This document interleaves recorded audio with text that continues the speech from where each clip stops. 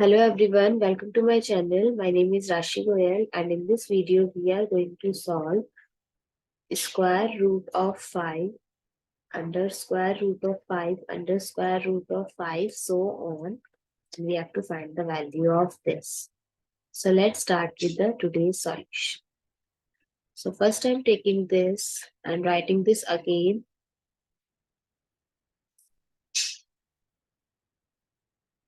And I'm going to write this equals to x. And where x can't be equals to 0. So if I'll take under root 5 and we know that the value of this is equals to x, so I'm going to write it x which equals to x. Now I am doing squaring both sides.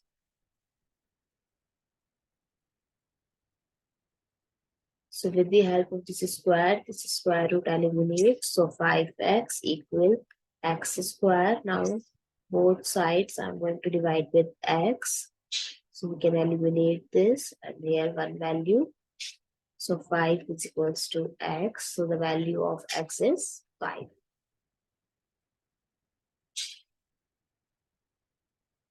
I hope it's clear and you find it useful. So please give us a thumbs up and do subscribe to my channel. Stay tuned.